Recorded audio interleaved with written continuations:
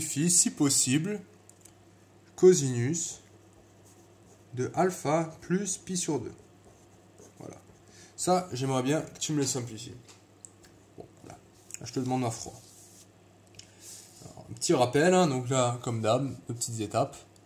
Alors, qu'est-ce qu'on fait de manière générale? Alors déjà, on veut quelque chose de cette forme. Donc je pense qu'un dessin, ça récapitule les premières étapes, qui sont... Je trace un angle alpha, que j'ai déjà tracé ici, ce qui me donne mon angle P sur le cercle. Le P, il a quoi? L'abscisse, ça va être le cosinus. Donc cosinus de alpha, c'est l'abscisse, tu vois, alpha l'angle. Et sinus de alpha, c'est l'ordonnée, qui est ici. Très bien. Maintenant, selon le sinus et le cosinus, on marque quoi? On marque le signe et son amplitude. Donc ça, ce que je veux dire, c'est que ça, ce message et ce message, on va l'enregistrer.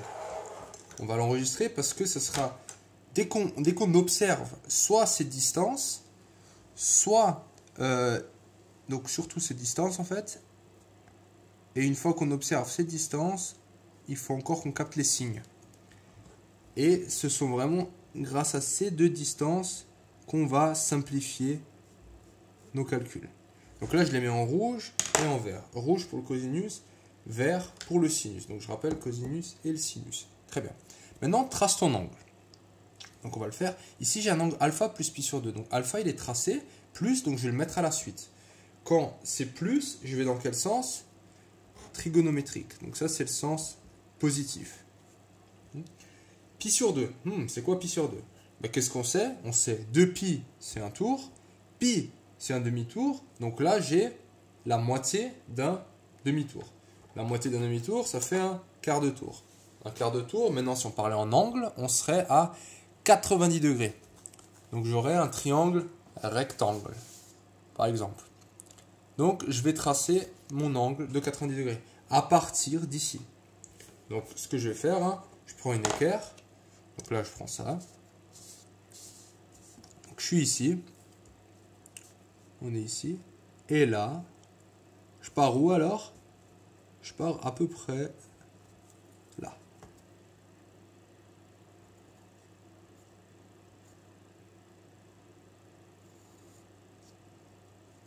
Donc, ça, c'est mon nouvel angle. Donc, ici, j'ai l'angle. J'ai l'angle quoi? Alpha plus pi sur 2. Donc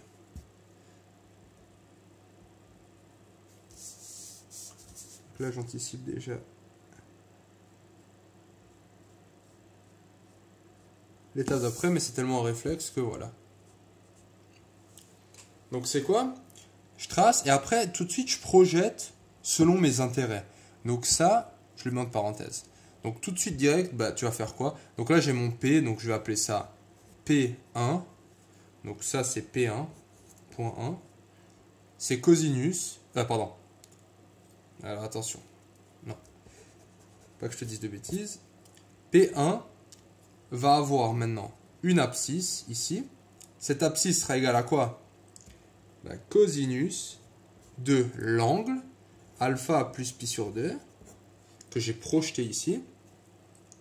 Et l'ordonnée, c'est sinus, du coup, hein, sinus de alpha plus pi sur 2.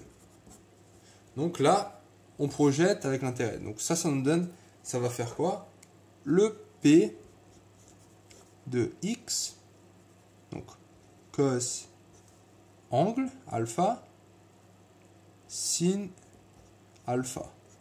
Donc là, c'est un autre alpha, donc je mets alpha tilde. Ok, très bien. Donc en fait, ça, c'est juste l'abscisse. Je mets un x là. Très bien. Donc moi, je veux ça. Donc c'est quelle distance qui m'intéresse moi? C'est cette distance-là.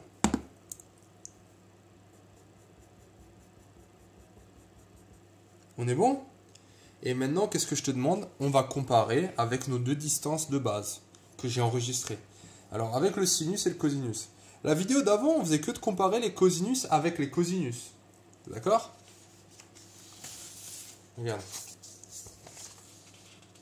Je je passais d'un cos à un cos, cos, indépendamment du signe maintenant. Et le signe, c'était pareil, le sinus. Alors maintenant, est-ce qu'ici c'est pareil? Donc là, j'ai un cos. Est-ce que cette valeur ressemble à cette valeur? Non. Alors si tu dis, ouais, mais ça, on dirait que c'est la moitié. Ouais, non, non, ça, on peut, ça fait... Là, ça devient déjà un peu tordu, tu vois. En tout cas, visuellement, tu peux pas dire que c'est la moitié. Alors voici, donc ça ressemble à rien. Par contre, qu'est-ce qu'on voit? On voit que cette distance semble être exactement celle-là. Hein? Et celle-là qui est justement notre distance de base, qui est le sinus de alpha. Et en fait, c'est vrai. Donc cette distance est égale au sinus de alpha. Première chose. Et après, donc le signe, est-ce que le signe c'est le même? Ben là, j'ai quoi? J'ai un signe positif et là, j'ai un signe négatif. Donc très important. Et voilà, le tour est joué. Donc c'est pour ça que j'ai appelé ça, on simplifie, avec un passage cosinus et sinus. Donc maintenant, juste un truc que je vais ajouter ici, hein, c'est un réflexe que j'aimerais bien que tu acquières. C'est, attention, c'est pi sur 2. Dès que tu vois un pi sur 2, il faut que tu penses au passage cos à sin. Donc, des deux sens. Hein.